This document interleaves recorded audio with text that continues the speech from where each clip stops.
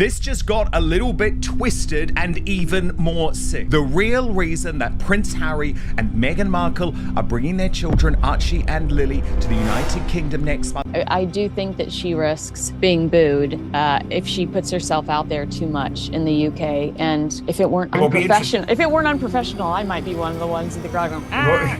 I believe it's an act of desperation. Meghan is impervious to shame. It's all one big game, and I watch people fall for it every time. I will eat my shoe if those children appear at the Invictus Games event alongside Harry. Honestly, I do not believe. For 4 years, one of the biggest questions coming out of Montecito wasn't another interview or a new business venture. It was about the family's private life, which the public rarely got a glimpse of. Nearly every photo seemed carefully managed. A hat pulled down low, a camera angle that revealed very little, just a quick look from behind, time after time. We've heard for some time that Prince Harry will be returning to the UK for events around the one-year countdown to the Birmingham Invictus Games next month. But I can now exclusively reveal that Meghan and their 2 kids, Prince Archie and Princess Lilibet, are coming back too. Their team won't confirm anything at the moment, possibly for security reasons. But now, that long-running mystery may be heading in a very different direction. This week, new reports surfaced that quickly caught attention. Harry and Meghan are expected to return to Britain this July, and this time, it may not be a solo visit. Reports suggest Meghan could join the trip as well. If that happens, it would mark the first time the couple has returned to British soil together in several years, making the visit a major talking point. The last time the family spent time in the UK was years ago, when the royal landscape looked very different. Since then, major events and changes have reshaped the picture, which is one reason this possible return is generating so much interest. The official reason sounds straightforward enough. It's connected to a countdown event for next year's Invictus Games in Birmingham. Well, I think she's fighting a losing battle with As Ever. Don't forget that Netflix ended their commercial partnership with Meghan to sell the runny spread. It's not even jam, is it? We've got to be accurate about that. And she's in a pickle across the board, really. But no, I think that it demonstrates that both Harry and Meghan need to be part of the royal family again. They need the optics, they need the titles, they need the status, they need the elevated position it gives them. Because at the moment, you know, we've seen that Meghan's popularity is dropping in the United States. So it's a great moment for them and a terrible blow for Team Wales. Prince William will be furious. 1 year to go. A ceremony, speeches, public appearances, and the usual media attention. On the surface, it looks like a standard engagement, but many observers are wondering whether that explanation tells the whole story. That's where the speculation begins. After spending years maintaining a highly private lifestyle, why make this trip now? And why at this particular moment? Those questions have sparked plenty of discussion among royal commentators and media outlets alike. Some analysts believe the visit could carry significance beyond the Invictus event itself. They argue it may become one of the couple's most closely watched public appearances in years. Others think it could signal the start of a different phase in how they approach public life, although that remains speculation. And here's the interesting part. I can see that he might have some influence, but Harry's got absolutely zilch. Now he goes to he's an American living his best life. I think he may have been sitting next to an NBA commissioner in row 8, but so if he was, well, that's great, enjoying his best life. But at times you feel that they're trying to present just how much they're enjoying their best life. Well, if you want that privacy, as we say time and time again, then shut up and enjoy your best life. But once again, we're seeing that they're having to re-establish their credentials that they are royalty. Some royal commentators aren't even convinced everything will unfold as currently reported. That's how much uncertainty still surrounds the situation. To understand why this story has gained so much attention, many people point to a completely different topic: business. According to various reports, some of Harry and Meghan's commercial ventures have faced challenges in recent years. Meghan's commercial power does not come from jam. It does not come from tea. It does not come from flour sprinkles. It does not even really come from Hollywood. It comes from royalty. That is the asset. That is the currency. That is the thing that makes people click, buy, argue, defend, criticize, and watch. It is the royal connection. Their partnership with Netflix eventually changed direction after being scaled back. Meghan's lifestyle brand has also faced reports suggesting growth has been slower than some expected. although exact figures have not been publicly confirmed. But I'm sorry, a lot of people think I'm unfair. You made your bed. Meghan has been relatively quiet. I see that she's trying to establish herself as a motherly figure, constant photos of Archie and Lily, just the back of their head, primarily Lily, because Archie's going to write Spare 2.0 one day. He's going to be like, what about me?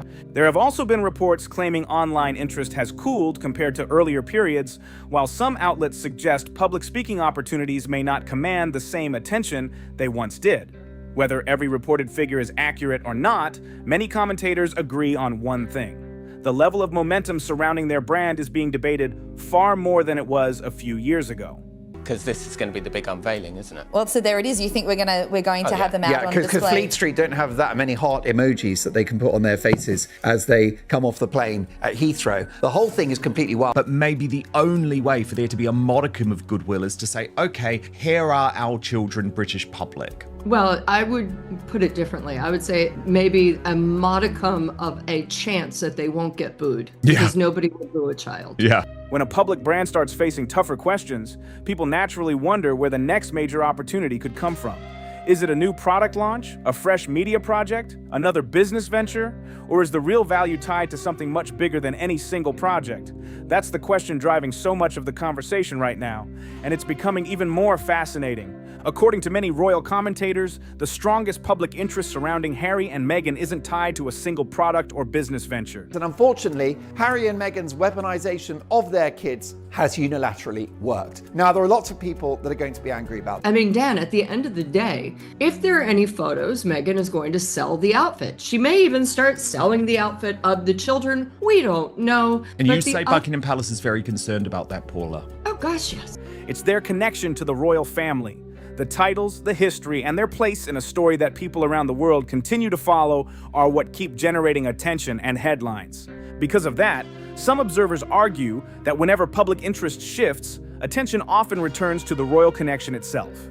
And few places attract more focus than Britain. That's one reason some royal watchers believe this visit could carry significance beyond simply attending an Invictus Games event.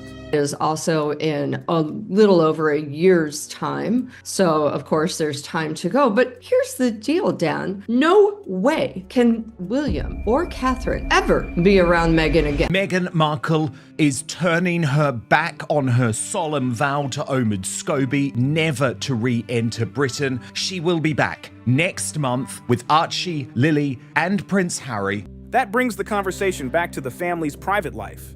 For years, Harry and Meghan have kept much of it out of the spotlight. Public glimpses have been limited, often consisting of carefully selected photographs or distant images. That approach has led many followers of the story to wonder whether there was always a plan behind maintaining such a high level of privacy. Now, some commentators believe that approach could be changing. Now, what this means, it's effectively the reversal of Megxit. Megxit, as a deal brokered by the late Queen Elizabeth, has been torn up and thrown away, which is an amazing insult to the memory of Queen Elizabeth, one of the greatest Britons in the history of this country, who hammered out a deal with Harry. And Harry gave his word, and he made a commitment that he would walk away. One theory being discussed is that July may become an important public moment for the family. At this stage, it's only speculation, but the idea has attracted major attention and plenty of debate. The timing is one reason people keep talking about it. If so much of their private life has remained out of public view for years, why would this visit be different? And it's going to be about saying Megxit has been reversed, right? This is a betrayal of Megxit. This is the shredding of that agreement. It's over, it's done. And what you're looking at now is exactly what the Queen did not want, which is Harry and Meghan half in, half out. Yeah. Some critics argue that any new public images connected to the trip could quickly become one of the most talked about stories of the summer. Of course, none of these theories have been officially confirmed by Harry or Meghan. Still, the discussion has continued to grow. Some commentators believe that any new public appearances during such a high-profile visit would naturally attract enormous media attention. Others feel those predictions may be exaggerated. Either way, the speculation isn't slowing down. But Bronte, what you're reporting, effectively, is the undoing of Brexit. You are basically... Megxit, sorry. You're reporting the undoing of Megxit, the undoing of until the Sandringham Summit, right? The undoing of the agreement that followed that in 2021, where they had to agree to be half in and half out. Like, if you look, when they went on their Australia trip, they very openly told journalists who were traveling with them, we are now half in and half out. This is what we're going to do. We're going to do a charity event, and at the same time, we're going to put clothes on an affiliate shopping link, and we don't care, and you can't stop it. Another topic frequently raised by royal observers is the possibility of renewed public interest following a major family appearance. Some believe high-profile moments often increase attention around future projects, media opportunities, and lifestyle ventures. Others suggest that public visibility can create fresh curiosity about upcoming plans. Whether that happens or not remains uncertain, but many people following the story believe this visit could have implications far beyond the official schedule. Reporting that for over a month, saying that King Charles, as of now, literally has no plans to see him. It's very difficult. And as for this thaw, I'd like to see where it is. I think the thaw is in King Charles's heart, where he wishes he could, but he understands reasonably he cannot. What may seem like a simple public appearance can sometimes become a major media event. That's exactly why so many commentators are watching this possible trip so closely. But here's where the story moves beyond celebrity headlines and into royal discussions. If Meghan joins Harry in Britain for official events, many observers believe the visit could attract significant attention across royal circles. Reports have suggested that King Charles is open to future family visits, although official details surrounding this reported trip have not been fully confirmed. Think about what that could mean. Back in 2020, the late Queen helped oversee the Sandringham Agreement. The message at the time seemed clear. Along comes Meghan, and I'm sorry to say this, but I'm pleased to say it on another level. She has kept on and on and on and on. She has made him hate his family. She's made him that he's got bad mental health. And actually, you can do that. You can have a person in your life who tries to drown you and make everything awful. And she hasn't tried to make him better. Harry and Meghan could step away from official royal duties, but they would not continue in a mixed role that combined private and working royal responsibilities. That decision became one of the most talked about moments in modern royal history. Now, some royal commentators believe the situation may be evolving. They argue that recent developments could point to a different tone compared to the approach established years ago. Some have even referred to it as a reverse Megxit, suggesting that parts of the original arrangement may no longer appear as fixed as before. Others strongly disagree and say those claims are based on speculation rather than facts. The reason why he's able to do this now is because King Charles is a good man and a decent man, but irredeemably weak. He has a soft spot for his youngest son, always has done, never said no to him, always been harder on William, which is so unfair. If anyone's the victim, it's William, not Harry. I mean, I've been told very frankly by friends of William and Catherine that they absolutely loathe them. They completely blame Meghan for what has happened. Either way, the debate has become a major topic of discussion. Here's another unexpected twist. Despite all the reports surrounding this possible visit, there is still no public confirmation that King Charles will meet Harry or Meghan during the trip. Several media outlets have cited sources claiming that no such meeting currently appears on the King's public schedule. If that turns out to be true, it creates an even more intriguing situation. Just imagine how unusual that would seem. A major trip takes place. International media attention builds. Headlines spread across Britain and beyond. And on that, I want to read this quote to you given by Harry to the BBC after he lost an appeal over his level of protection in the UK last May. Quote, "I can't see a world in which I would bring my wife and children back to the UK at this point." End quote. Because Harry has been safe. Every time he's come, the children would have been safe, far safer than they have been in Ukraine or Colombia or Chicago. Yet the meeting many people assume could happen may never take place at all. That possibility has only added another layer of speculation to the story. Meanwhile, attention has also shifted toward Prince William. Some royal commentators have suggested he may have concerns about how events are unfolding, although no official statement has been issued on his behalf. After years of public discussion surrounding interviews, documentaries, and Harry's memoir, some observers believe William may view this latest chapter through a very different lens. The timing has also sparked discussion. News of the reported visit emerged while the Princess of Wales has been gradually returning to more public engagements. Some commentators believe the overlap has naturally redirected media attention toward Harry and Meghan, creating yet another wave of royal headlines. And then there's the topic that has been discussed for years: security. bangs him on the back. She won't let him talk if she wants to move. She criticises him for all sorts of things. And so he feels like nonsense, putting him on at the children's table when she was sitting with all the main people there. You know, that's the way you can destroy someone. And look at his face. And he can't do it because he still loves her, or, you know, whatever his reason is. He doesn't want to say, whoops, I made a big mistake. You see, all those are not smiling. And she can manipulate him. And I feel that that's what she's done. Harry has repeatedly stated that safety concerns have made visits to Britain more complicated without certain security arrangements. That issue has been one of the most frequently discussed reasons connected to limiting trips. So if this visit moves forward, many people are asking a simple question: what changed? That question could become one of the biggest talking points surrounding the entire visit. For years, Harry's public position has been that security considerations played a major role in decisions about traveling to Britain.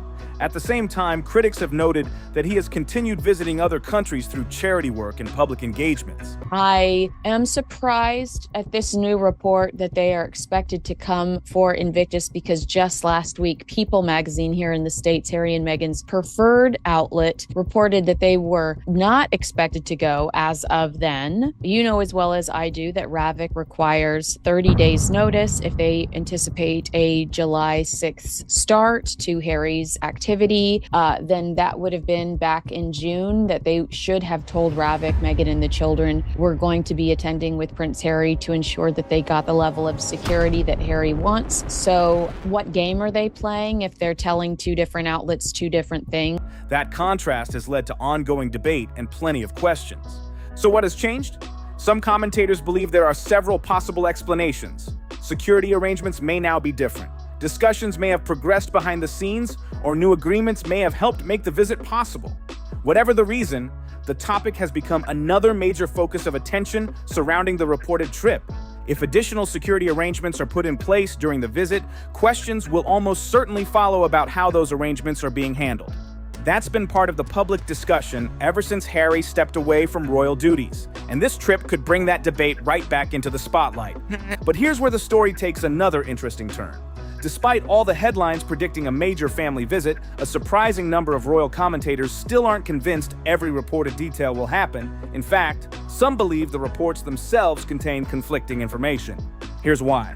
There always seems to be an ulterior motive. Timing is always... There's always something. You can never just take them at face. What the Queen would have made of that horrible fake tour to Australia, in which they went like a pair of ghouls to the scene of the Bondi massacre, hugging victims whilst having their photograph taken. Around the same time the story gained attention, different media outlets shared very different versions of the plans. Some reported that the entire family was expected to travel. Others suggested that not everyone would take part in public events. When multiple reports point in different directions at the same time, many royal watchers begin wondering whether all the details have actually been finalized. That's why experienced royal reporters remain cautious. They've seen similar situations before. Big headlines create global attention, expectations rise quickly, and then plans sometimes change behind the scenes. Until the visit officially takes place, many commentators aren't ready to accept every report at face value. Fake Prince Harry and fake Duchess Meghan. What the monarch giveth, the monarch can taketh away. Especially if you accuse the monarch's life's work of being underlined with racism. Why Harry and Meghan going back is not a coup for them. It's an admit of I believe that Meghan in particular is desperate because she knows that her Sussex brand is in trouble. She needs to recalibrate her royal credentials. One royal commentator even joked that she would eat her own shoe if the family made a highly visible public appearance during the visit. After years of maintaining a very private approach to family life, some observers believe that any major change would represent a significant shift in strategy. Others have compared the current speculation to previous royal tours overseas, where media attention eventually focused less on the official purpose of the trip and more on public appearances, fashion, and overall image. Some critics believe the same thing could easily happen again. But let's imagine the reports are accurate. Let's say Harry and Meghan arrive in Britain together as expected.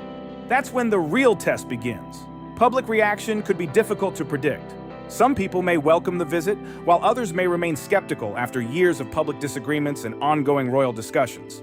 And that leads to the biggest question of all. With Harry and Meghan coming back into the royal fold, as you say, with the subtle blessing of the king, we have more material for Spare 2. This time it's personal, the follow-up book. More material for the second season of the Harry and Meghan documentary on Netflix. More material for Meghan's forthcoming memoir, Meghan, My Story. They are feeding the monster. If Harry and Meghan do return together, what message does it send?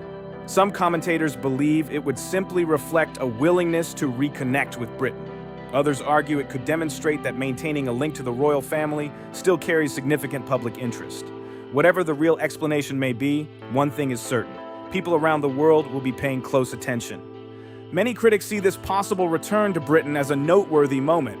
They argue that people rarely revisit a chapter of their lives that receives so much public attention unless circumstances have changed in some way. Whether that interpretation is accurate or not, one thing is undeniable. This reported visit has already generated huge interest before it has even taken place. No matter how July unfolds, the headlines are likely to keep coming. Maybe key meetings happen, maybe they don't. Maybe the visit goes exactly as reported. Maybe plans change. Every possible outcome seems capable of creating another round of discussion, analysis, and debate surrounding a story that has remained in the public eye for years. Archie and Lily are going to come. We're going to see their faces, and it's the full reveal. And it's the point where the four of them become the brand. And the reason why they're doing that is the same reason they're coming to England. Absolute desperation and the failure of the Sussex project in the United States. That's why some commentators say the media attention almost takes on a life of its own. Every appearance, every photograph, every reported meeting, and every unexpected development quickly becomes the focus of articles, television segments, podcasts, and online discussions. Public interest in Harry and Meghan remains remarkably strong. Some critics also argue that the couple's public profile has become one of their greatest strengths. They believe ongoing attention is driven less by business ventures and more by the continuing public fascination with their connection to the royal family. Others disagree with that view completely, but it's a debate that continues to shape royal coverage. So now all eyes turn to July. If Harry and Meghan travel to Britain as expected, what will the visit actually look like?